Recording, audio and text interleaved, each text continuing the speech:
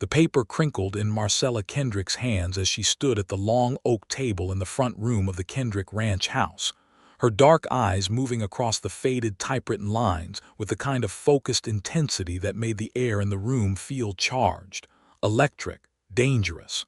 Across from her stood Albert Thatcher, and he was not a man accustomed to waiting. He was not a man accustomed to much of anything except getting what he had come for. He had come for the land. 640 acres of prime New Mexico grazing territory, rich with water rights, anchored by the creek that cut through the eastern quarter like a silver vein through dark stone. The Kendrick Ranch had sat on that land for 22 years. It had been built by blood and sweat, and the kind of stubborn hope that only frontier people carried in their chests like a second heartbeat. And now, according to the man who employed Albert Thatcher, every inch of it belonged to the Colton Land Acquisition Company. Albert placed both palms flat on the table. He was tall, broad-shouldered, with the kind of jaw that looked like it had been carved out of a hillside. A Colt single-action Army revolver sat on his right hip, worn low and easy, the leather of the holster smooth from years of use. His hat was dark brown, the brim straight and serious, and his gray eyes held the cold precision of a man who had collected debts, properties, and broken promises across 6 territories without losing a single night of sleep over it. "Miss Kendrick," he said, his voice like gravel rolling in a tin drum, low and controlled, "I have been patient. I rode out here this morning with every legal document your father signed, notarized by the county clerk in Santa Fe, witnessed by 2 men of standing. The transfer date was the 1st of October, 1883. That was 4 days ago." He tapped the stack of papers he had brought. "This land is no longer your family's property. I am not here to argue. I am here to give you until sundown tomorrow to clear your personal belongings." Marcella did not look up from the contract. She had not looked up once. Her dark hair was pulled back loosely, strands escaping at her temples, and she was wearing a work shirt with the sleeves rolled to her elbows, her hands steady as she turned the 3rd page with the careful deliberateness of someone reading scripture. She was 26 years old, the daughter of Thomas Kendrick, who had died of a fever 6 weeks ago and left her with the ranch, 3 ranch hands, a herd of 400 cattle, and apparently a betrayal buried in the fine print of a contract he had signed 18 months before his death. "Miss Kendrick," Albert's voice sharpened. "I heard you, Mr. Thatcher." Her voice was quiet even, and somehow it carried more authority than his did. "I am reading. There is nothing to read. The terms are final." She finally looked up, and something in her eyes made him stop talking. They were not the eyes of a frightened woman. They were not the eyes of a woman in grief, though she had every reason for grief. They were sharp and still and deeply focused, like the eyes of a hawk at the top of its arc, right before it folded and dove. "The terms," she said slowly, setting the paper down on the table and placing one finger on a specific line near the bottom of the 4th page, "are not what you think they are." Albert stared at her. She stared back. And that was the moment, though neither of them understood it yet, that everything changed.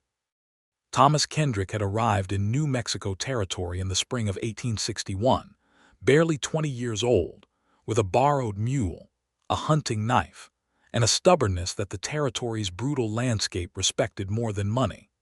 He had spent 2 years working other men's cattle before he filed a homestead claim under the Homestead Act, chose his 640 acres with the precision of a man who understood water more than anything else in the desert Southwest, and began building. He built slowly and well. He ran cattle, traded horses, hired carefully, and by 1870 he had a proper ranch house, a barn that could shelter 40 horses, and a reputation across 3 counties as a man whose handshake was worth more than another man's signature. In 1871, he married Eleanor Vasquez, the daughter of a local sheep rancher, and in 1872 Marcella was born. Eleanor died of a lung sickness in 1878, and Thomas raised Marcella alone with the help of a housekeeper named Dolers, who taught Marcella to cook and sew, and manage a household with the same quiet efficiency that Thomas taught her to ride, to rope, to read the weather in the sky and the mood in cattle by the way they moved across a field. By the time Marcella was 15, she could brand a calf as cleanly as any hand on the property. By the time she was 18, she was managing the ranch's financial ledgers, tracking income and expenditure with a precision that Thomas openly admitted was superior to his own. But Thomas had one blind spot, and it was the kind of blind spot that pride creates. He wanted to expand the herd, wanted to push north into the grazing territory that connected his land to the rail line outside of Cimarron. The money for that expansion was not in his accounts. The opportunity to borrow it came in the form of a representative from the Colton Land Acquisition Company, a man named Preston Colton, who rode out in a clean suit and a clean wagon in the spring of 1882, with papers that promised Thomas a 5-year operating loan at what appeared to be a manageable rate of interest. Thomas had signed the papers without showing them to Marcella. That had been his great mistake, and he had not lived long enough to understand what he had done. When he died of fever in August of 1883, Marcella found the contract in his desk drawer, buried under receipts and letters, and she had read it once quickly and felt the cold settle into her stomach like swallowed iron. She had read it again more slowly and felt something sharper than fear move through her. She put it in the drawer again and spent the next 2 weeks working the ranch through her grief, waiting, thinking, planning, because Marcella Kendrick was not a woman who reacted until she understood the shape of what she was reacting to. And now she understood part of it. What she had just found, reading it for the 3rd time with Albert Thatcher standing across the table like a dark cloud rolling in from the north, was the rest. She pressed her finger to the line. "Read this," she said. Albert did not move. "Mr. Thatcher." Her voice had an edge now, fine and precise as a scalpel. "You are here in a legal capacity, are you not? You are acting on behalf of the Colton Land Acquisition Company and whatever deed or title transfer they believe they possess. If that is the case, then you have an obligation to read the entire contract before you act on it, or you are not operating within the law. You are just a man with a gun on his hip telling a woman to leave her home." The silence stretched. Albert walked around the table. He stood beside her close enough that she could smell the trail on him, horses and dust and leather, and he looked at the line she was pointing to. His eyes moved across it once. He stopped. He read it again. His jaw tightened. The clause was on the 4th page of the original contract, subsection 7, paragraph 3, written in the kind of dense, complicated language that was designed to be invisible to a tired rancher signing papers after supper.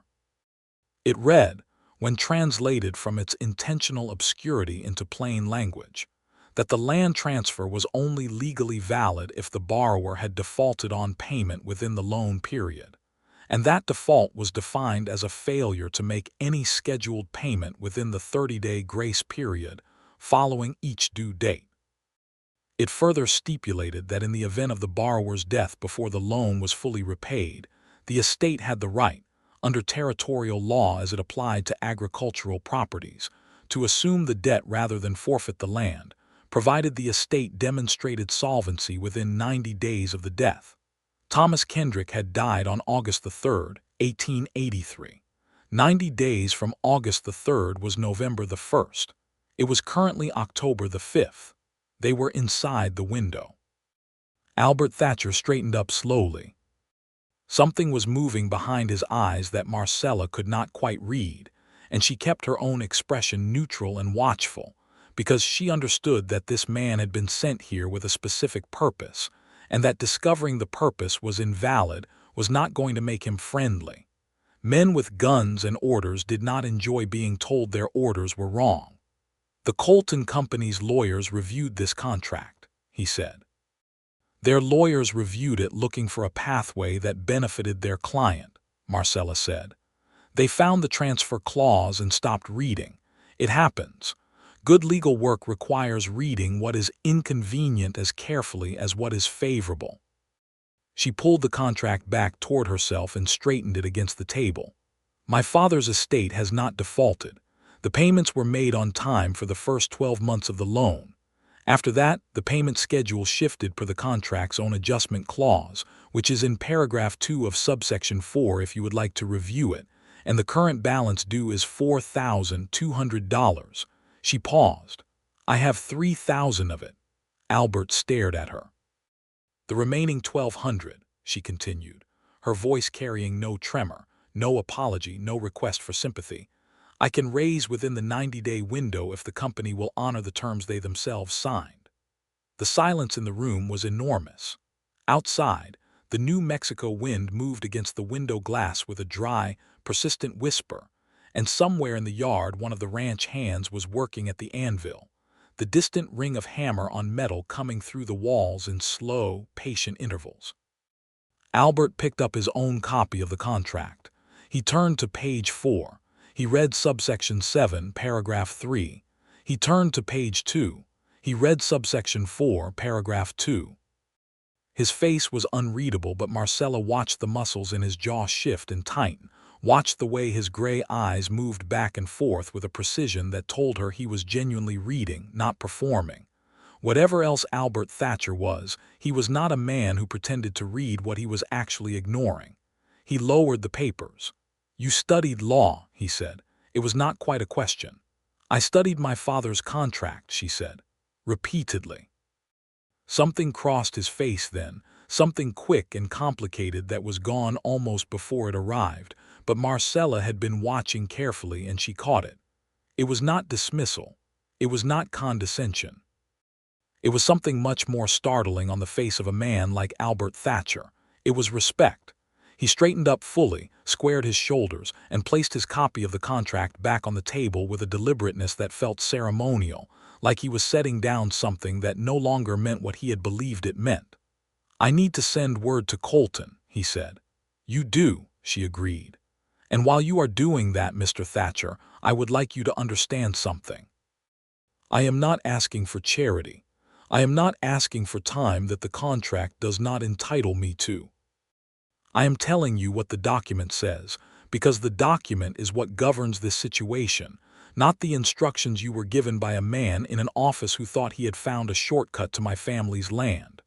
Albert looked at her for a long moment. "You are not what I expected," he said. "No," she said simply, "I am not." He rode to Cimarron that afternoon to send a telegraph message to the Colton offices in Santa Fe. Marcella watched him go from the porch of the ranch house, her arms crossed over her chest, the contract folded and tucked into the front pocket of her work shirt, and she allowed herself exactly 30 seconds to feel the fear she had been holding at bay since she first saw him riding up the main trail that morning, a dark figure on a dark horse against the pale dust of the Territory road, and she thought, "This is not over, not yet." Then she turned and went back inside to figure out how to raise $1,200 in 26 days. The problem with raising money in New Mexico Territory in October of 1883 was that every rancher in the region was in the same lean season.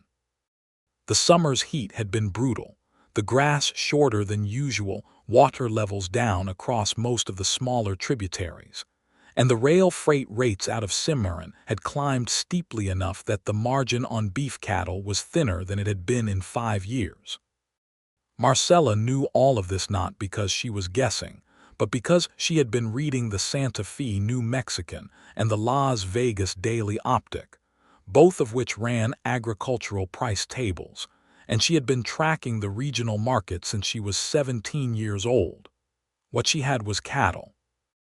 What she needed was to sell enough of them at a price that would cover the shortfall without so deeply reducing her herd that she could not rebuild through the following spring. It was a narrow path, and she needed to walk it without stumbling. She spent the evening at her ledger by lamplight, running numbers in her careful, precise hand. Her ranch hand, Enrique Morales, a 42-year-old New Mexican who had worked the Kendrick land for 15 years and who had been, after Marcella herself, the person who knew it best, sat across from her at the table with a cup of coffee, watching her work. "How bad?" he asked. "Manageable," she said. If I can move 40 head at market price in Cimarron before the end of the month. Enrique turned his coffee cup slowly between his big, scarred hands. The cattle buyers from Kansas City come through in 2 weeks. You could hold until then for a better price. I cannot hold that long, she said. I need the money before November 1st. He was quiet for a moment. The gunslinger, he came back. He is staying in Cimarron, she said. He will return with the company's response. I expect I have 4 or 5 days before he is back. And if the company refuses the estate option, Marcella set down her pen and looked at him. They cannot legally refuse it, she said. The contract is the contract. If they try to override it, I will take the document to the district court in Santa Fe and file an injunction. It will take time, but the law is on my side. She paused, and for just a moment something that was not confidence moved behind her eyes. The law being on your side and winning are not always the same thing in this territory. Enrique nodded slowly. He knew that. They both knew that. The Colton Land Acquisition Company had money, connections, and lawyers. The Kendrick Ranch had Marcella, her contract reading, and Enrique's loyalty. It was not nothing. Get some sleep, he said. Tomorrow we count the herd. Albert Thatcher sat in a room at the Cimarron Hotel, a plain establishment on the main street with thin walls and a bed that creaked at the slightest movement, and he read the contract again. He had read it 3 times since leaving the Kendrick Ranch, and each time he read it, the conclusion was the same. Marcella Kendrick was right. The estate option clause was clear. The language was unambiguous when read in full context, and the Colton Company's position that the transfer had already taken place was, at minimum, legally contestable and quite possibly simply wrong. Albert was 34 years old. He had been working acquisition enforcement, which was the formal name for what most people called land collecting, for 6 years, employed first by a bank in Texas, and for the last 3 years by the Colton Land Acquisition Company. In that time, he had overseen the repossession of 42 properties across 4 territories. He was good at his job. He was thorough, he was direct, and he did not use his gun to intimidate unless the situation made it unavoidable, which it rarely did, because his physical presence and his reputation were generally sufficient. He had never before been stopped cold by a woman reading a contract at a kitchen table. He kept thinking about the way she had placed her finger on that line. Not frantically, not desperately, but with the quiet precision of someone who had known exactly where it was for weeks and had been waiting for the right moment to use it. She had not been searching for the clause while he stood there. She had been showing it to him. She had read the contract before he arrived. She had been ready. That was not something he had encountered before.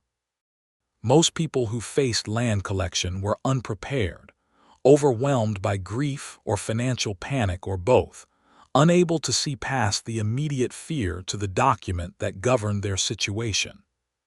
Marcella Kendrick had buried her father 6 weeks ago and had immediately sat down to read every word of the paper that would determine whether she kept his land. Albert sent his telegraph to the Colton offices. He wrote it carefully, laying out the estate option clause and the legal timeline, asking for instructions. He knew, with the particular instinct of a man who had worked for Preston Colton long enough to understand his character, that the response was not going to be gracious. Preston Colton was a man who did not like being told he had made a mistake. He was also a man who did not like losing property he had already mentally added to his portfolio. He had built his acquisition company on a particular strategy: find ranchers in financial distress, offer them loans with favorable-appearing terms that concealed unfavorable conditions, and collect the land when the payments inevitably became difficult. It was not illegal. It was not admirable. It existed somewhere in the wide gray territory between legal business practice and predatory trap, and Albert had spent 3 years trying not to think too carefully about which side of that line he was standing on. The response from the Colton offices came the following afternoon. It read, "Disregard estate clause. Transfer already recorded with county. Proceed with removal." Albert folded the telegraph message and sat with it for a long time. If the transfer had been recorded with the county without the estate clause being honored, then Preston Colton had already committed a fraud. He had recorded a property transfer that was legally premature, based on a selective reading of a contract that he himself had written and signed. That was a different situation from a business dispute about contract interpretation. That was an attempt to use the recording system to create a false legal reality, betting that the Kendrick estate would not understand what had happened until it was too late to challenge it. Marcella had understood it. She had understood it before Albert arrived. She had understood it well enough to stop him cold in the first 30 seconds of a confrontation he had walked into believing was already decided. Albert stood up, walked to the window, and looked out at the main street of Cimarron. It was a small, busy town in October of 1883, the streets full of cowboys moving cattle south for the winter markets, merchants unloading wagons from the east, horses tied 3 deep at the rail outside the saloon.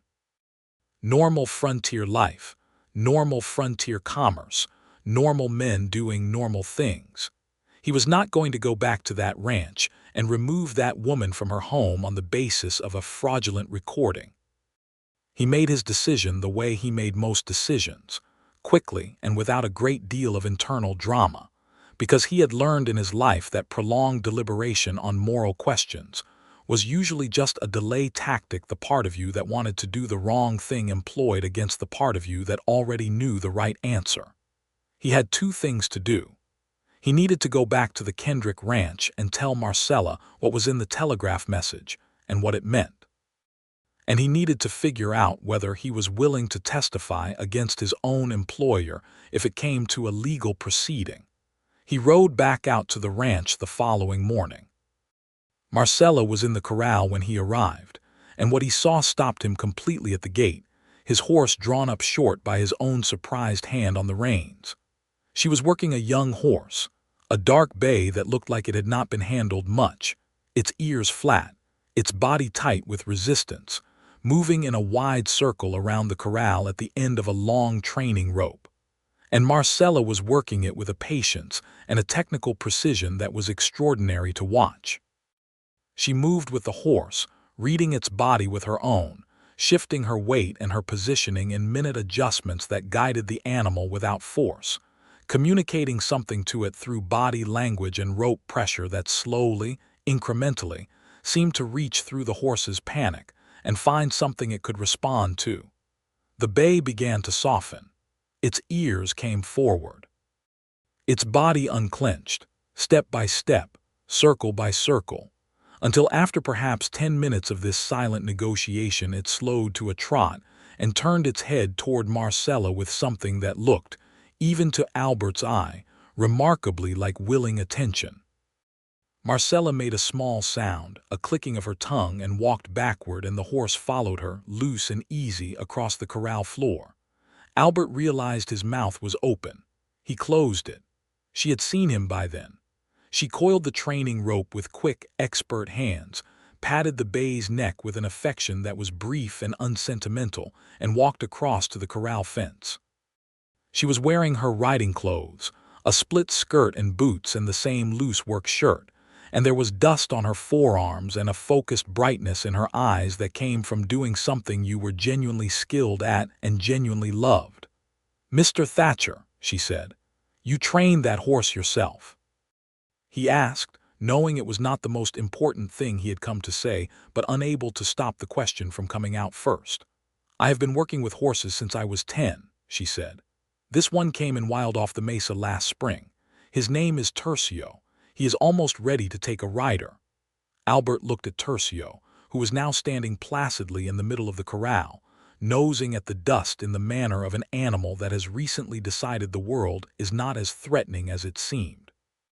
"That is remarkable," he said, and he meant it completely and without any qualification. He had been around horses his entire life. He had seen professional breakers work. What he had just witnessed was something else, a communication, a kind of patient intelligence that he had never seen expressed quite that way. Marcella looked at him with those still, sharp eyes.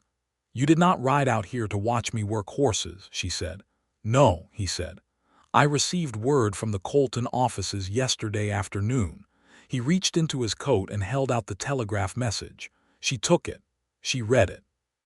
Nothing on her face changed except a slight compression of her lips, a single small movement that was the most emotion she let herself show.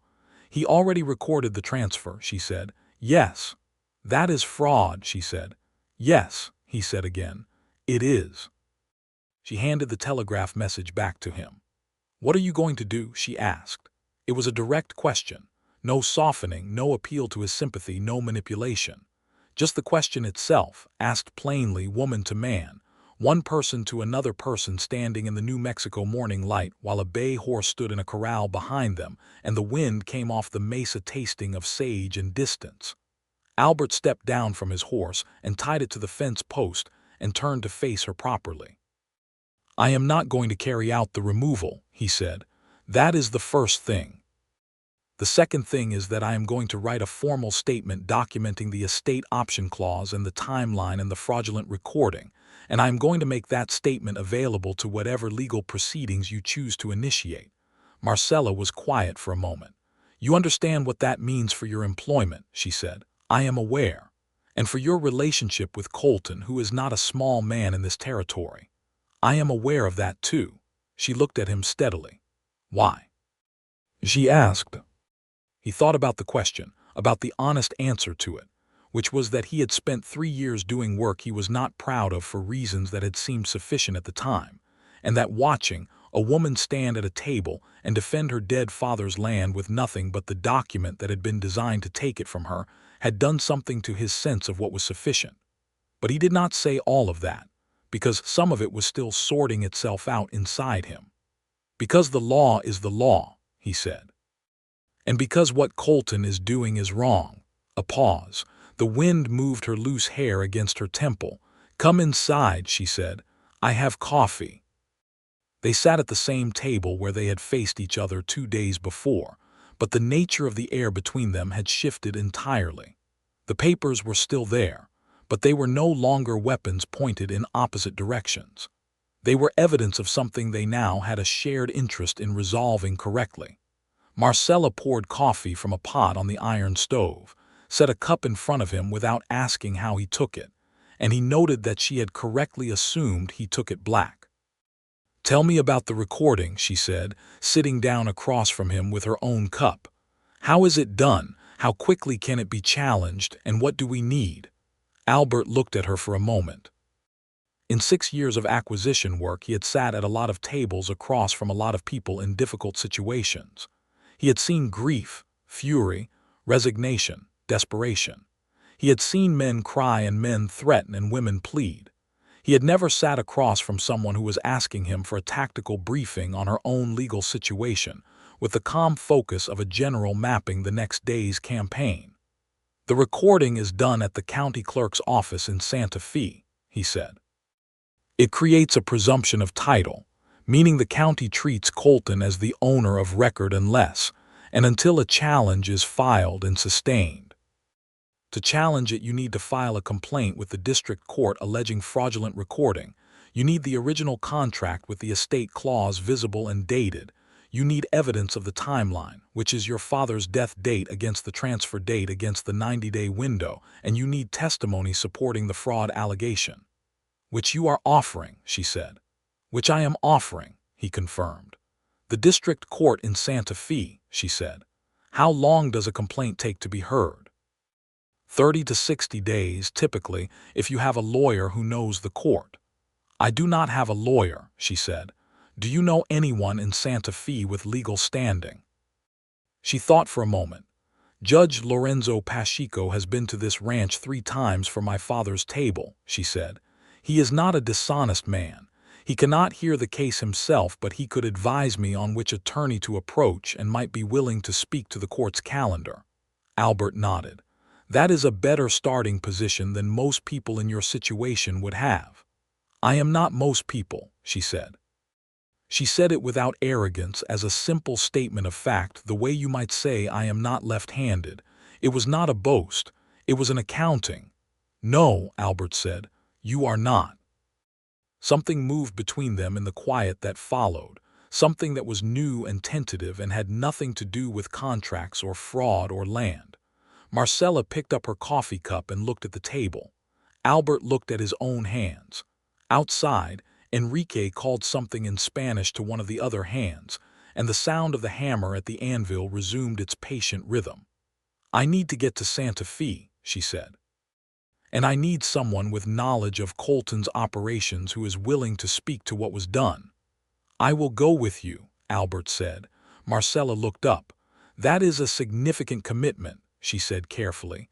"I want you to understand that I am not asking for rescue. I am asking for testimony. I can manage the rest of it." "I know you can," he said, and his voice had something in it that made her look at him more carefully, a warmth that had not been there when he first rode up 2 days ago. "But testimony needs to be delivered somewhere by someone in person. Santa Fe is 3 days by horse. I would rather ride it with you than have you appear before a court with a statement signed by an absent witness." She considered this. She was a careful thinker, Marcella, and she did not accept assistance without understanding its cost and its source. But she had been calculating odds since the night her father died, and she knew that a living witness with direct knowledge of Colton's methods was worth considerably more than a signed affidavit in a challenge against a well-connected man in a territorial court. "When can you be ready to leave?" she asked. "Tomorrow morning," he said. "Then we leave tomorrow morning," she said. "There is a spare room in the barn if you need a place to sleep tonight. Dolers can bring supper at 6. He looked at her, this woman who had just invited him to eat at her table after he had arrived 3 days ago to take her home, and he felt something loosen in his chest, something that had been wound tight for a long time. "Thank you," he said. "Do not thank me yet," she said. "Colton will know what you are doing the moment we file. He has people watching the Santa Fe court dockets." "I know," he said. "He may try to stop it." "I know that too." "Are you prepared for that?" Albert met her eyes. "I am prepared for most things," he said quietly. "I have been prepared for most things since I was 17 years old." She recognized something in how he said it, the weight of a particular kind of experience, the weight of a life that had been harder than it looked. She did not press. She had enough instinct about people to know when a door was closed and when it was simply not yet open, and there was a difference. 6 o'clock, she said. "Dolers makes very good green chili stew." Supper at the Kendrick ranch house that evening was a thing Albert had not expected.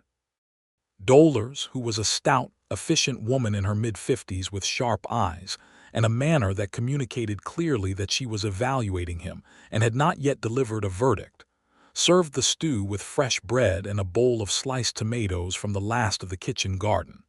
And at the table sat Marcella, Albert, Enrique, and the 2 other hands, a young man named Calvin who was 21 and serious, and an older Mexican-American man named Rodrigo who spoke little English, but who had a way of watching the room that suggested he understood considerably more than he said.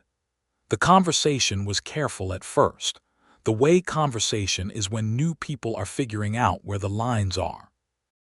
Albert answered questions about where he had come from, Texas originally, and before that Arkansas, and before that at the age of 12, an orphan situation in Missouri that he described only briefly, and that brief description explained certain things about the set of his jaw and the self-sufficiency in his manner that Marcella filed away carefully.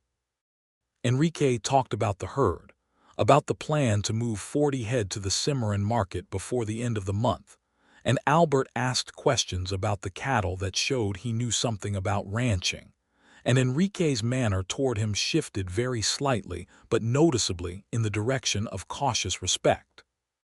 Marcella said little, but she watched. She watched Albert eat, watched how he sat, watched the way he spoke to Enrique without condescension, and thanked Dolers for the bread with a courtesy that was not performative but genuine. She was building a picture, as she always built pictures, from detail and observation rather than impression and feeling, because she had learned early that feelings could be led astray and details were harder to fake. After supper, while Dolers cleared the table, Marcella spread out the route map for Santa Fe on the cleared end of the table and went over it with Albert, marking the best stopping points, the water sources, the places where the trail became difficult in October, and the places where it opened up. She had made this ride before, twice in the last 3 years to attend to business her father had needed handled, and she knew the terrain well. Albert leaned over the map beside her, his large presence at her elbow steady and undemonstrative, and he added information about the roads that came from his own experience riding the territory, filling in gaps in her knowledge with the easy practicality of someone sharing useful information without making a performance of it. "Here," he said, pointing to a section of the Sangre de Cristo foothills. "The trail through the upper pass is faster on paper, but it is exposed in October. The wind off the mountains can be brutal, and it adds half a day if you hit the cold. The lower cut through here," he moved his finger, "adds 15 miles, but the terrain is kinder, and there is a trading post at the bottom of the grade where you can water horses and sleep indoors if the first day runs long. I have taken the upper pass before," she said. "In October," she paused. "No. Then take the lower cut," he said. She looked at the map for another moment, then nodded. She was not someone who refused good information because it came with a slight implied correction. That was a particular kind of foolishness she had no patience for. They left the following morning in the blue early light of a New Mexico October dawn. Marcella on a steady paint mare named Conca and Albert on his own dark horse, whose name, she had learned, was Camden, and who was as well-trained and responsive a mount as she had ever seen on a man who was not primarily a horseman. The first day of riding was mostly quiet between them, the comfortable quiet of two people with a shared purpose, who are not yet sure what other kind of purpose they might share and are in no hurry to find out. They moved through the high scrub terrain south of Cimarron, the pinon and juniper rolling away on both sides, the Sangre de Cristo peaks rising pale and enormous to the west, with their first October snow visible high up in the blue shadows between the ridgelines. Around noon they stopped at a stream to water the horses, and Albert built a small fire while Marcella unpacked the food dolers had sent, bread and dried beef and apples, and they ate sitting on a flat rock above the stream with the horses loose below them drinking, and the sky enormous and pale blue overhead. "How long have you been doing this work?" she asked. Not with judgment in the question, just with the natural curiosity she brought to everything, the desire to understand the full picture of the person she was relying on. 6 years, he said, for Colton 3, and before Colton, a bank in El Paso, same kind of work, smaller scale. She was quiet for a moment, turning an apple in her hands. "Did you know what he was doing?" she asked. "Colton, when you came to work for him?" Albert looked at the stream. The water was clear and quick over pale stones, and the cottonwoods along the bank were turning gold and copper in the October light. "I knew he ran a hard business," he said. "I told myself that the people who signed his contracts knew what they were signing, that it was their responsibility to read the documents they put their names to." A pause. "That is partly true. It is also partly a way of not thinking too carefully about the rest of it. The rest of it being that the contracts are written specifically to obscure the unfavorable terms," she said. "Yes. And that many of the people signing them are desperate and tired and trusting that a man who has come out to offer help is not setting a trap." "Yes," he said again, more quietly. She looked at him. "I am not saying this to condemn you," she said. "I am saying it because understanding it clearly is important to what we are going to do in Santa Fe." He turned his head and looked at her, and the expression on his face was complicated, layered, and she had the impression that he was not often in the company of someone who was willing to be this direct about uncomfortable things without it being an attack. "You are very honest," he said. "It saves time," she said, "and it is what my father taught me. He sounds like he was a good man." Something shifted in her face briefly. "He was," she said. "He was proud, and sometimes that pride made him stubborn in ways that hurt him. Signing that loan contract without showing it to me was the worst decision he ever made. but he made it because he was trying to build something for the future and because he did not want to admit to me that the finances were tight. She paused. I was angry at him for it when I first read the contract after he died. I am not angry anymore. He did not know what Colton had hidden in the language. He trusted a man who was not trustworthy. Albert was silent for a moment. I am sorry about your father, he said. Genuinely. She looked at him for a long beat, those dark eyes steady and assessing, and somewhere beneath the assessment, quietly responsive to the honesty in his voice. Thank you, she said. They rode on. The second day of the journey brought them into the more rugged terrain south of the Cimarron Cutoff, where the trail narrowed and the landscape changed character entirely, the open scrub giving way to ponderosa pine and the red earth of the lower mountain slopes, the air colder and sharper, carrying the smell of wood smoke from a settlement they passed through at mid-morning. A small collection of adobe buildings around a central well, where a group of children watched them ride past with the frank curiosity of frontier children who have learned to assess strangers quickly. They stopped at the trading post Albert had mentioned, a low adobe building run by a man named Horace, who was about 60, and had the weathered, permanent look of a man who had been in the same place so long he had become part of the landscape. He sold them coffee and corn tortillas and let them stable the horses in his small corral overnight. In the evening, sitting at the rough wooden table inside the trading post, while Horace moved around behind his counter inventorying goods by lamplight, Albert and Marcella went over again what they would present to the district court. Marcella had the original contract, carefully wrapped in oilcloth and tucked in her saddlebag. She had a letter she had written to Judge Pacheco. She had a timeline she had worked out on paper with dates and amounts and references to specific contract clauses. Albert had his testimony, which he was composing in a written statement by hand, working through it carefully while Marcella reviewed her own documents across the table from him.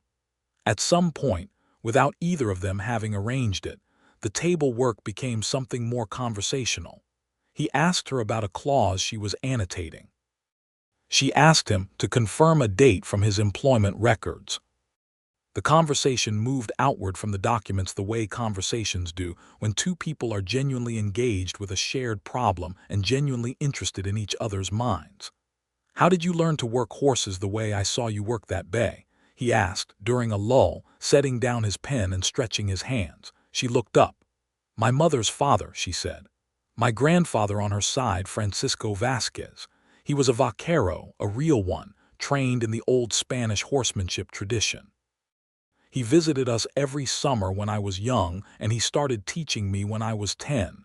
He said I had the temperament for it. What temperament is that? She considered the question seriously. Patience, she said, and the willingness to communicate rather than dominate. A horse does not do what you want because you force it. It does what you want because you have found a language you both speak. She paused. My grandfather said the best horsemanship and the best people skills are the same thing. You have to be genuinely interested in the other being's perspective. Albert looked at her across the lamplight table. This woman with her oilcloth contract packet and her careful annotations and her philosophy of communication she had learned from a vaquero grandfather in the New Mexico summers of her childhood. And he felt something happen in his chest that he recognized dimly and handled carefully. The way you handle something that could be valuable or could be dangerous, and you have not yet determined which. Your grandfather sounds like a wise man, he said. He was, she said. He died when I was 16. I still use everything he taught me. She returned to her documents. He returned to his statement. But the quality of the silence between them had changed again, had deepened into something that was no longer just two people working toward a common legal goal. And both of them were aware of it, and neither of them said so. And the lamplight burned low, and Horace sorted his inventory in the corner. And outside the trading post the mountain night pressed down cold and enormous and full of stars. They reached Santa Fe on the afternoon of the third day, entering the old city through the southern road, its adobe walls and Spanish colonial plazas, and the enormous sky above the palace of the governors, all familiar to Marcella in the way of places you have been to on important business, and carry in your mind as associated with effort and consequence rather than pleasure. The city was busy in October, the streets full of traders and government people, and the usual frontier mixture of every background and language that had always made Santa Fe feel both older and more cosmopolitan than the surrounding territory. They went first to the postal office, where Marcella sent a note to Judge Pacheco's home address. Then they found rooms at a modest hotel near the plaza, and Marcella changed out of her traveling clothes into the one good dress she had packed, a dark green wool with a fitted bodice and a plain collar, and went to find the judge. Judge Lorenzo Pacheco was a New Mexican man of about 60, compact and silver-haired, with courteous manners and the particular alertness of a man who had spent many years listening to people tell him their troubles and learning to distinguish the true from the convenient. He received Marcella in his sitting room that evening, listened to her account of the situation with complete attention, examined the contract she showed him, and was quiet for a moment. "The estate clause is clear," he said. "There is no ambiguity." He looked at her over his reading glasses. "You have a witness to Colton's practices." "I do," she said. "Albert Thatcher.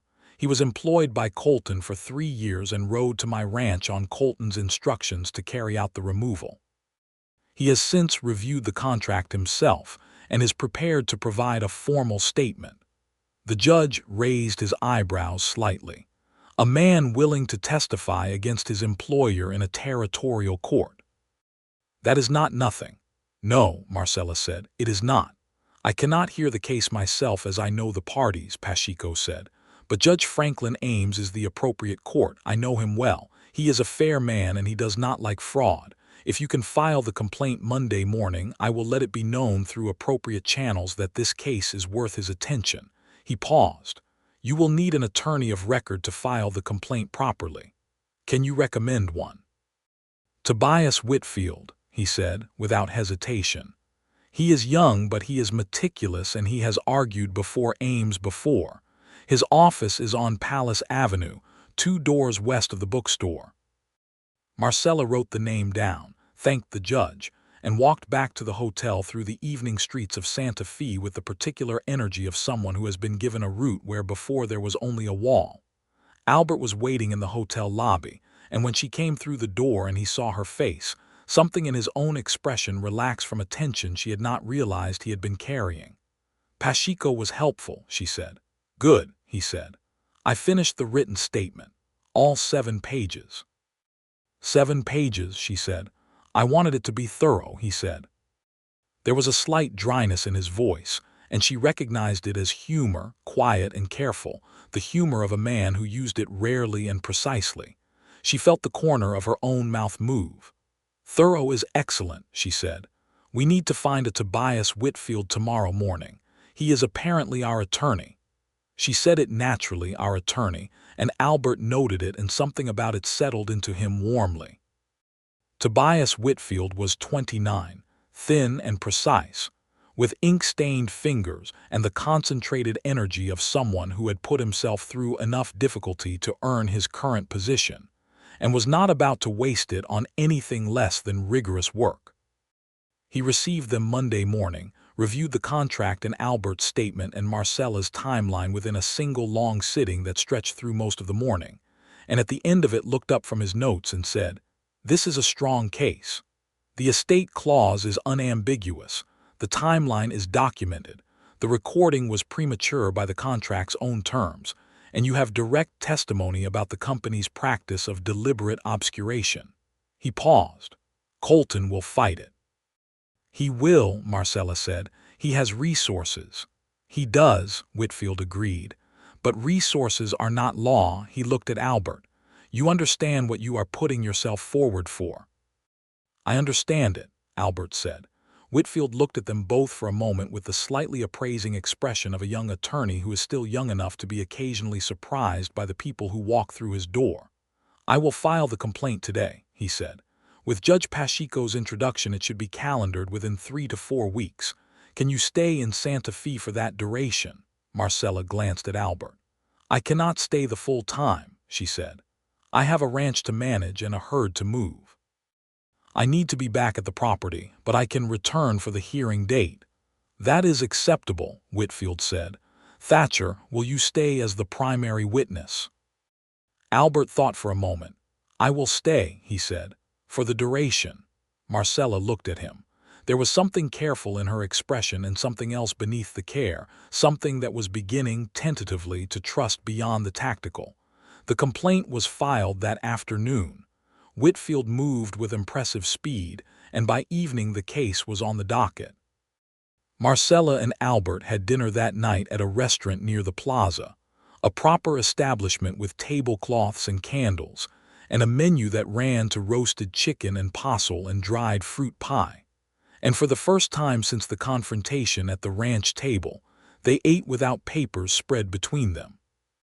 It was a novelty to sit across from her without documents and immediate purpose, and Albert found himself in the unfamiliar position of wanting to simply talk. They talked about the territory, about what it had been and what it was becoming, about the railroad which had arrived in New Mexico in 1879 and was changing everything about commerce and movement and who had power over both, about the cattle business and the way the eastern markets were reshaping the entire culture of the frontier ranch. Marcella had strong and specific opinions about all of it, the kind of opinions that come from wide reading and careful observation, and the willingness to follow an idea past its comfortable conclusions. Albert found himself listening more carefully than he was accustomed to listening, not because he was polite, but because she was interesting, because what she said opened things up rather than closing them down, because her mind moved in ways he had not anticipated and continued to surprise him each time he thought he had found its edges. You read a great deal, he said. Everything I can get access to, she said. The newspapers, obviously. Whatever books come through the trading posts. My father had a small library, mostly practical texts on agriculture and animal husbandry, but also a few novels and a complete set of Blackstone's commentaries on the laws of England, which was completely impractical in New Mexico territory, but which I read cover to cover at 17 because it was there. She paused. That is probably what I was drawing on when I was reading the contract. He stared at her. You read Blackstone at 17.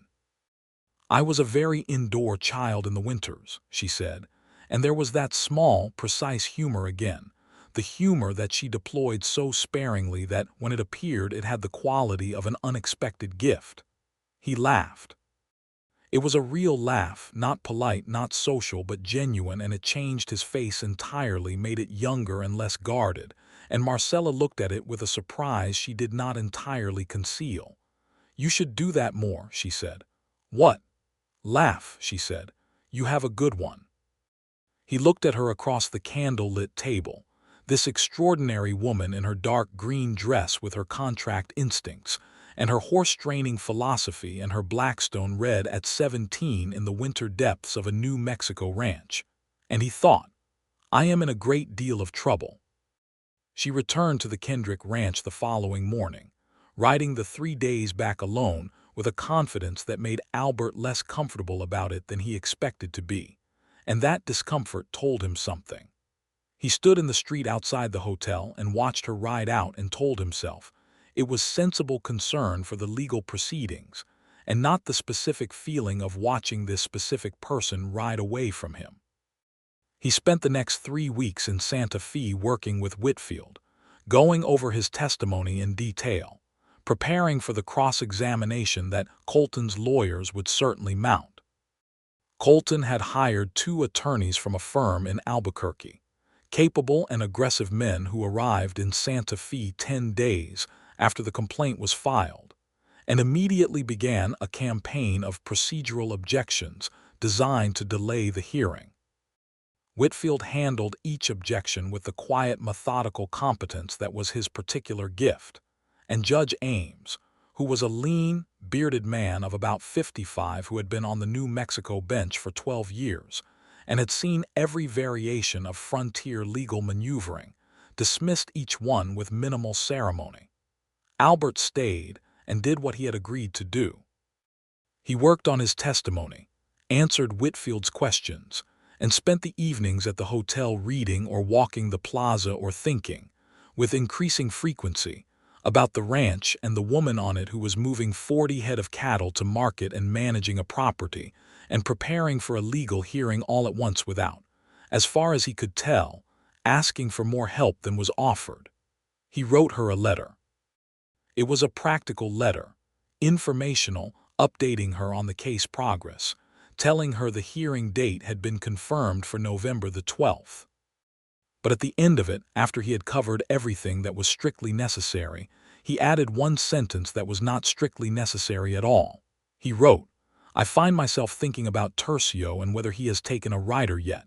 He sent it before he could take it back. Her response came 8 days later, which accounted for the mail time and her own schedule, and it was also practical and informational. The herd had sold at slightly above market price. Good news. The account with the $3,800 she now held was documented and ready to present as evidence of the estate's solvency. Enrique had the ranch running smoothly. She would arrive in Santa Fe on November the 10th. At the end, in her precise, clear handwriting, she had written, "Tercio took Calvin as his first rider last Tuesday. He was excellent. I thought you would want to know." Albert read that sentence 4 times. He thought he would want to know.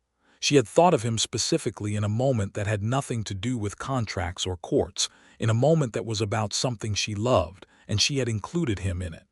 He folded the letter carefully and put it in his coat pocket. Marcella arrived in Santa Fe on the afternoon of November the 10th, with Enrique riding alongside her for company and safety on the road.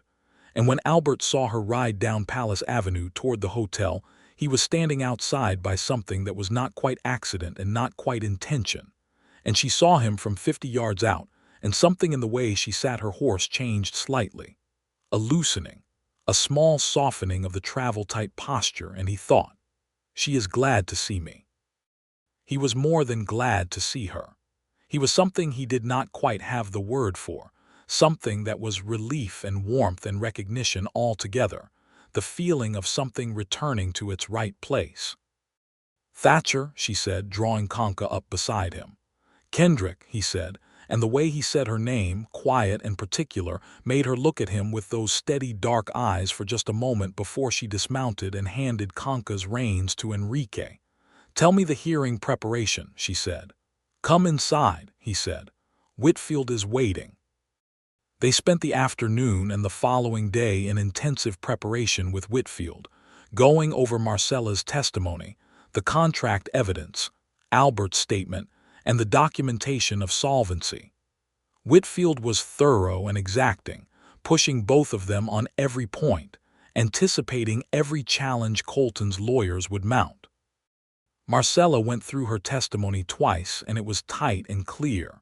And when Whitfield played devil's advocate and pushed hard against it, she met every challenge with specific, referenced evidence, never slipping into emotion or assertion, always returning to the document, the date, the clause.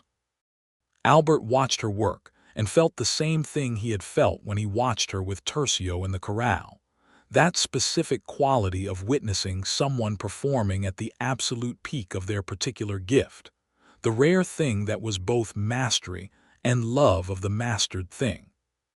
The night before the hearing they found themselves, almost without having planned it, walking on the east side of the plaza after supper, the November night cold and clear above them, the stars of the New Mexico sky enormous and dense, the mountains invisible in the darkness except as a darker darkness at the horizon. The plaza was quiet at this hour, a few lights in the windows of the shops, the sound of the fountain at the center, the distant voices from somewhere deeper in the city. They walked without a specific destination and without talking about the hearing, and the silence was the comfortable silence of two people who have been through enough together to have moved past the need to fill every space. "Are you afraid?" he asked. Not about the hearing, he meant, and she heard what he meant.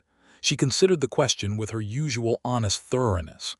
"I am careful," she said, "which is how I handle fear. I converted into preparation. A pause. I was afraid the morning you rode up the main trail, she admitted. Before you arrived, I was sitting at the table with the contract and I could see you coming from the window and I thought, this is it. This is the moment everything either holds or breaks. She paused. I was more afraid than I let on. You gave no sign of it, he said. No, she agreed. Fear is a private thing for me, but I am telling you now because, she stopped and chose her words, because I think you have earned an honest account. He stopped walking. She stopped too and turned to look at him. They were standing near the edge of the plaza, the fountain sound soft behind them, the cold November air between them carrying a clarity that felt like more than just altitude. Marcella, he said, and his voice was different from how it had been in any of their conversations, stripped of its professional control and its careful distance, just the sound of a man saying a name he had been saying in his head for weeks. She looked at him. She did not step back. I have spent a great deal of time in the last few weeks, he said, trying to be useful to you in ways that were professional and appropriate and had nothing to do with the fact that since the morning I watched you work that horse I have not been able to stop thinking about you. The silence was very complete. I am not accustomed to being surprised, he continued, by people, by what they are. I have been surprised by you, consistently and thoroughly, and I have to tell you that it is the most welcome thing that has happened to me in longer than I can comfortably account for. She looked at him for a long moment in the November darkness, and when she spoke her voice was quiet and level, but there was something warm and open in it that she did not guard against the way she guarded most things. You are not at all what I expected when I saw you riding up that trail, she said. What did you expect? A threat, she said, a problem to solve. And now, he asked. She looked at him steadily. This man who had ridden onto her land with orders to take it and had instead sat at her table and read the contract and ridden 3 days to Santa Fe to testify against his own employer, because the law was the law and what was being done was wrong. This man who had laughed in a Santa Fe restaurant and watched her ride away with a look on his face she had seen from a distance and understood. Now, she said, you are something else entirely. He took one step toward her. She did not move back. He reached up slowly and touched her face with one hand, his thumb against her cheekbone, careful and deliberate, and she let him, her eyes on his. And when he kissed her, it was exactly like the moment Tercio had followed her across the corral. Not something forced or demanded, but something arrived at through patience and communication, and the willingness to be honest about what you wanted. She kissed him back with the same directness she brought to everything, and his other hand came up to hold her face. And the Santa Fe night was cold and full of stars, and the mountains were a darker darkness at the rim of the world. And for a long, quiet moment everything that was difficult and uncertain and still unresolved was very far away. The hearing on November the 12th was held in the Territorial District Court, a formal room with high ceilings, and the particular gravity of a place where significant things are decided. Colton's lawyers, 2 men named Whitaker and Bell, were well-dressed and confident, the confidence of men who work for wealthy clients and have learned to treat that wealth as a form of legal argument in itself. Whitfield was unimpressed. He filed his papers, organized his evidence, and opened the case with a clarity and precision that drew the room's attention immediately. Marcella testified first. She described her father's death, the date, the discovery of the contract, her reading of the estate clause, the timeline. She answered every question from Colton's lawyers with the same precise, documented responses she had practiced with Whitfield, and when Whitaker attempted to imply that she had misread the clause, she referenced the specific subsection and paragraph numbers from memory and read the relevant language aloud from the original document, in a voice that did not waver. Judge Ames leaned forward slightly when she quoted the clause from memory. Albert testified next.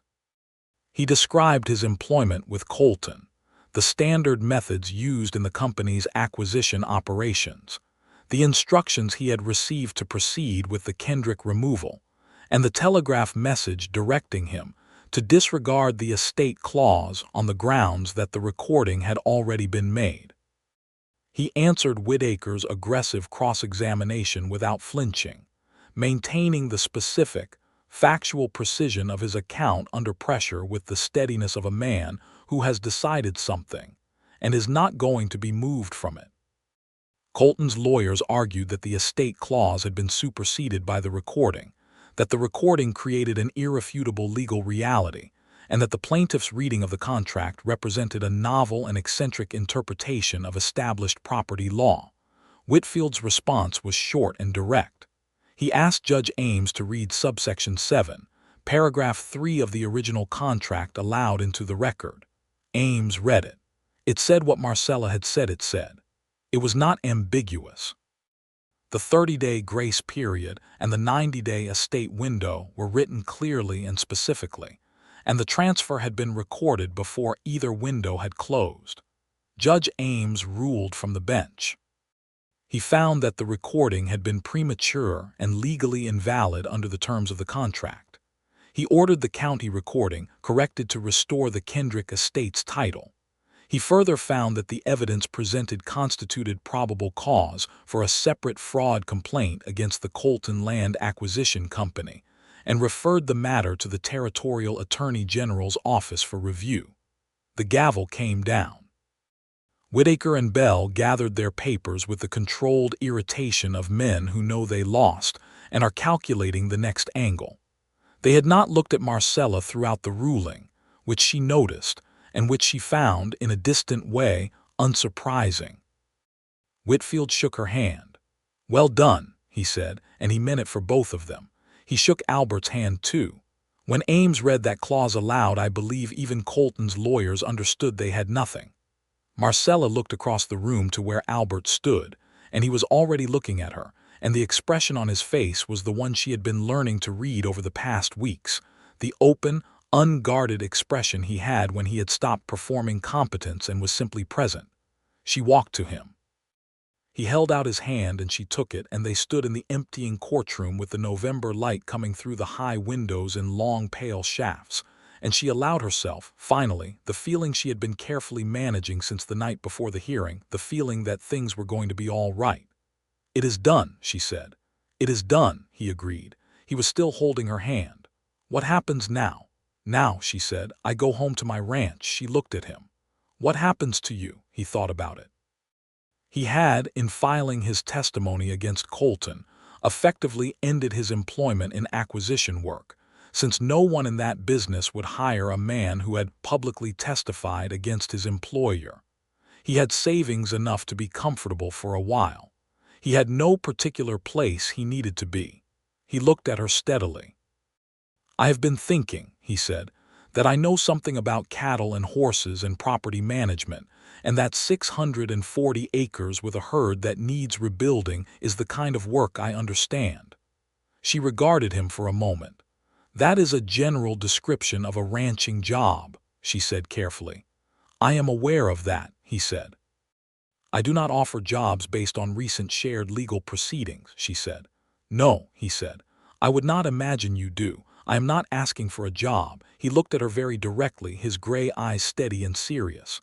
"I am asking whether, when you ride north tomorrow morning, you might consider that I would like to ride with you." The silence lasted exactly as long as it needed to.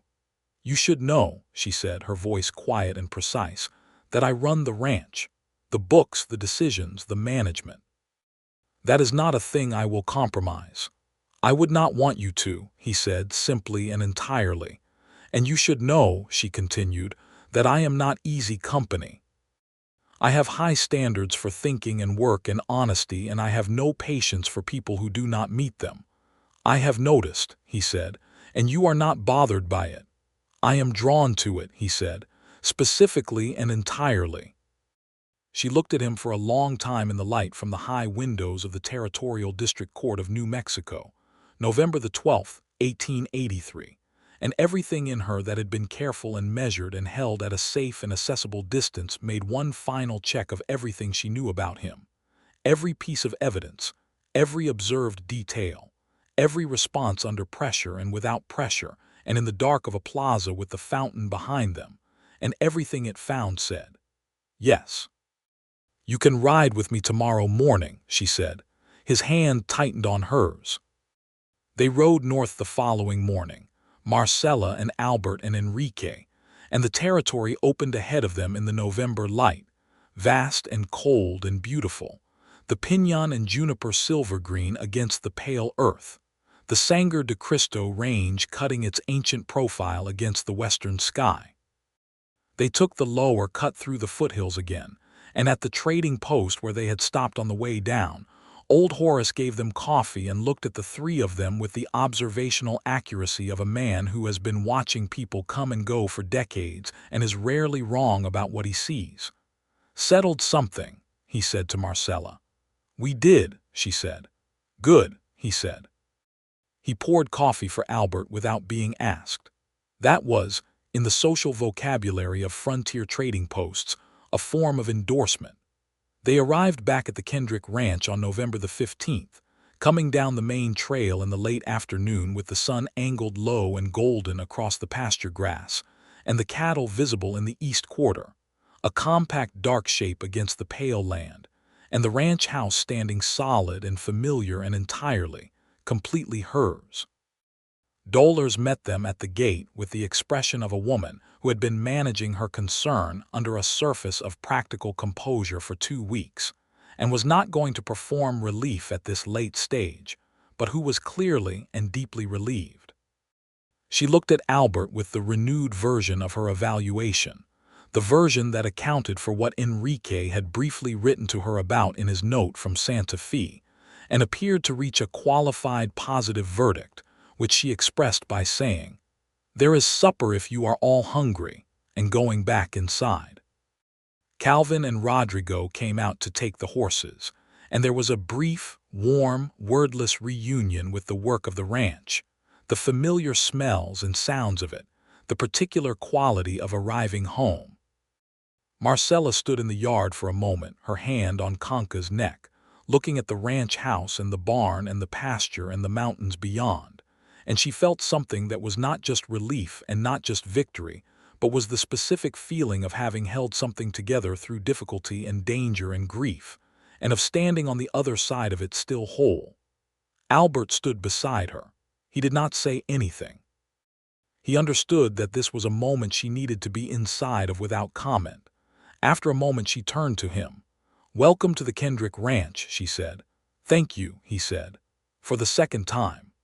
She smiled, fully and without reserve, and it transformed her face into something that he thought, with the particular helplessness of a man who has stopped fighting a current, he would never get tired of seeing. That winter was the warmest they had had in 3 years, which was a welcome change for rebuilding purposes. Albert settled into the ranch work with the competence and lack of fuss that characterized everything he did, and Marcella watched him with the same observation she brought to everything, cataloging the details of how he worked, how he treated the hands, how he handled the animals, how he navigated the social complexities of a small ranch community where he was the newest person and had to earn his place without the benefit of the long shared history that everyone else carried. He earned it steadily, without drama, doing the work that needed doing and doing it well, and gradually the quality of the household's relationship to him shifted from cautious assessment to something that felt natural and right. With Marcella, everything deepened slowly through the winter months, as it does with two people who are both careful and whose care comes not from fear, but from the understanding that something real deserves to be built properly. They talked through long evenings at the kitchen table after supper, when Dolores had gone to her room and the house was quiet, the lamp burning between them and the New Mexico winter pressing cold and star-bright against the windows. They talked about everything: history, philosophy, the future of the territory, the cattle market, the books Marcella had been reading, the things Albert had seen in his years of riding the frontier, the things he had done that he was not proud of, which he told her about with the sober honesty of a man who had been doing his accounting and was not going to present a falsified version. She listened to all of it and was honest in return, And this exchange of the real, unedited truth of who they each were was, she thought, the most intimate thing she had ever engaged in, more intimate than the kiss in the plaza had been, because it required more courage than attraction does. They received word in January that the Territorial Attorney General's office had opened a formal investigation into the Colton Land Acquisition Company's practices. Tobias Whitfield wrote to say that 3 other families who had signed Colton contracts were coming forward with similar estate and default clause complaints. The investigation was serious and wide-ranging, and Preston Colton was, for the first time in his business career, facing the prospect of real legal accountability. Marcella read Whitfield's letter at the kitchen table and then folded it and set it down and was quiet for a moment. Albert, sitting across from her with his own coffee, waited. 3 other families, she said. 3 other people who signed his contracts and did not have the opportunity to read them carefully or did not know what to look for when they did. Yes, he said. If I had not read it, she said, we would have been the same. But you did read it, he said. But the others did not, she said, or could not. She looked at the letter. My reading English carefully is an accident of circumstance. My grandfather taught me horsemanship. My father taught me to love the land. Blackstone's commentaries sat on a shelf in my father's study because he bought a collection of books from an estate sale in Las Vegas, and it happened to be among them. She looked up at Albert. What about the people who did not have those accidents, who signed because they were desperate and trusting and the language was hidden from them deliberately? Albert held her gaze. That is why the Attorney General's investigation matters, he said. It matters, she agreed. But it took someone almost losing everything to make it happen. She looked at the letter again. I want to write to Whitfield. I want to offer to be a resource for the other families' cases if my testimony or the contract reading is useful to them. That is a significant time commitment, he said, not discouraging, just acknowledging. I am aware, she said. But I have Enrique, and I have you, and the ranch is stable, and I have the knowledge. She looked at him steadily. I am not going to let the knowledge sit unused when it could help someone else keep their home. He looked at her across the table, this woman who had fought for her own land with everything she had and was now, from inside a secure position that would have justified her walking away from the problem, turning immediately toward everyone else in the same trap. Write to Whitfield, he said. I will help with anything you need, she wrote to Whitfield.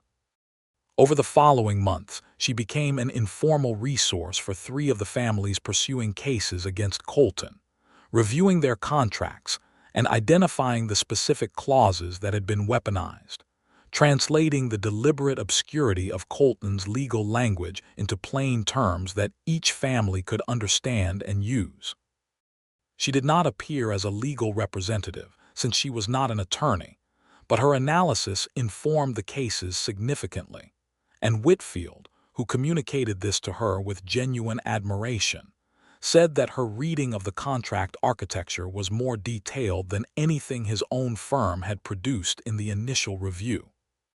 Albert watched all of this with the steady wonder of a man who has been surprised by someone and keeps being surprised by the same person in new and different ways, which is, he had decided, the best possible situation to be in.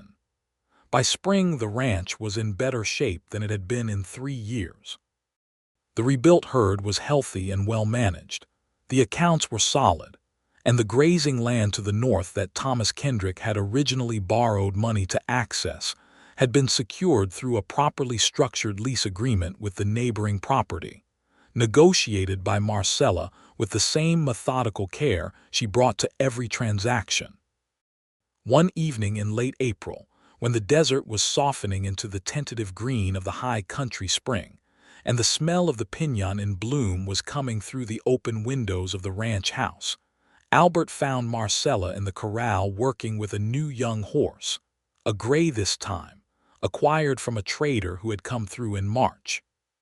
She was doing the same patient communication work she had been doing with Tercio on the morning he first arrived. The long rope, the slow circles, the minute adjustments of body and weight that built a language between person and animal. He leaned on the fence rail and watched her, and after a while the gray softened and slowed and turned toward her, and she made the clicking sound and walked backward, and the horse followed, and Albert thought, I have been watching this woman for 6 months, and I am not done watching her. I will not be done watching her. He was ready to say something he had been forming for several weeks, something he had been careful with because Marcella Kendrick deserved to have things said correctly, and not in half measure, and he had wanted to be sure it was full and honest and complete before he said it. She coiled the rope and patted the gray's neck and came to the fence, and she looked at him over the top rail with the bright, open expression she had when she was pleased with a working session, and he thought, now, I want to ask you something, he said. She read his face with the quick accuracy she always brought to reading him. Something softened further in her expression, a warmth and readiness. Ask, she said. Marry me, he said. He said it directly and without preamble, the way he did everything, but his voice had a quality that was completely unguarded, the voice of a man who has let the last wall down. Not because of the ranch or the land or the legal situation, which is resolved and does not require it. Because you are the most remarkable person I have ever known, and I want to spend the rest of my life in your company, and I would very much like for us to build something here together that is ours. The gray horse stood peacefully in the corral behind her, and the spring air moved over the high country in long, slow sweeps, and Marcella looked at Albert Thatcher over the fence rail of her father's ranch with everything she was, the contracted reader and the horse trainer and the rancher's daughter, and the woman who had held everything together through grief and threat and fear and come out the other side, and she said yes. They were married in June of 1884 in the courtyard of the Santa Fe Parish Church, with Judge Pacheco in attendance and Tobias Whitfield as a witness, and Enrique and Dolores and Calvin and Rodrigo all making the ride down and back for the occasion. Dolores cried with thorough and unself-conscious satisfaction. Enrique shook Albert's hand with a grip that communicated 15 years of invested loyalty in the land, and the people on it, and the complete seriousness with which he expected that loyalty to be honored. Albert looked at him straight and said, I understand what this place is and what it means. I am not here to change it. I am here because she is here and I want to be where she is. Enrique held his gaze for a long moment and then nodded once, a complete and decisive nod, and that was the end of any uncertainty on that subject. Marcella wore a dress that Dolores had helped her make from a deep blue fabric she had found at the dry goods store in Santa Fe, fitted and simple and serious in the way she was serious. And when she came down the courtyard steps toward the priest and Albert, she was not nervous, because she had done her accounting of this the way she did her accounting of everything, thoroughly and honestly, and every figure was correct. Albert looked at her coming toward him and forgot, briefly and entirely, every practical and sensible thought he had ever had, and just looked. The ceremony was brief and exact and true. That summer, with the ranch running well and the Colton investigation proceeding through the territorial courts, they fell into the particular happiness of two people who have chosen each other clearly, and are now discovering all the dailiness of what that choice contains. They argued sometimes, because Marcella was direct and Albert had strong opinions, and neither of them was built for false agreement. But their arguments had the quality of genuine engagement rather than damage, the kind of conflict that ends in understanding rather than score. He continued to learn from her about horsemanship, spending hours in the corral watching and asking questions that she answered with the patience and specificity of someone who loves what they know. And slowly he began to develop something he had not had before, the particular sensitivity in hands and body that makes a horse respond to a person as a communicator rather than a controller. He was not as gifted as she was, he knew that and said so plainly, but he was a diligent student and she was a generous teacher, and there was an intimacy in the teaching that both of them valued. She continued her contract work, the informal legal analysis that had grown from the Colton cases into something larger, as word spread through the territory that there was a woman at the Kendrick Ranch who could read acquisition contracts and explain them in plain language. People wrote to her. Some came in person. She turned no one away who needed the knowledge she had, and she never charged for it, though she would accept hospitality when it was offered. Albert managed the physical operations of the ranch with Enrique, and the two men developed a genuine working partnership. And over time, something that resembled friendship, the friendship of two people who would not have chosen each other's company unprompted, but who have been placed alongside each other by circumstances they respect and found, to their mutual surprise, that they get along. The Colton investigation concluded in the spring of 1885, with the Colton Land Acquisition Company being found liable for fraudulent contract practices in 6 separate cases. Preston Colton paid significant fines, made restitution to 4 families who had already lost their properties, and was barred from operating land acquisition businesses in New Mexico territory. It was not everything that justice might have demanded, but it was substantial and real, and the families who got their land back got it back because of what had been set in motion at a kitchen table in October of 1883 by a woman who had read a contract more carefully than the man who wrote it.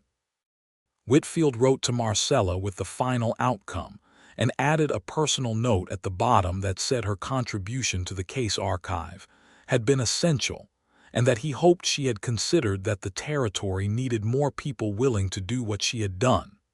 She wrote back thanking him and saying she was considering it. In September of 1885, Marcella and Albert's first child was born, a boy they named Thomas Francisco, for Thomas Kendrick and Francisco Vasquez, the two men whose knowledge lived in the bones of the Kendrick Ranch. He arrived early on a September morning with the help of the local doctor and dolers, who managed the whole event with the same efficient composure she brought to everything. And Albert sat outside the bedroom door in the hall for 4 hours being very still and very focused, which was his version of managing the thing he could not control. When dolers opened the door and said, "Come in," he came in, and Marcella was holding the baby and she looked tired and luminous and completely herself, and she looked up at Albert with the expression that she saved for him, the open, fully present expression that had no management in it, and she said, "Come and meet Thomas." Albert sat beside her on the bed and looked at his son, and something in him that had been building toward this moment from a long way back, from Arkansas and Missouri, and 6 territories of acquisition work and a plaza fountain in November Santa Fe, came to completion in the way that things come to completion when they have arrived at their right place. Thomas was a healthy, demanding, loud baby who grew into a healthy, curious, loud toddler with his mother's dark eyes and his father's jaw and a personality that was entirely his own, and he was followed 2 years later by a daughter they named Eleanor for Marcella's mother. The ranch grew.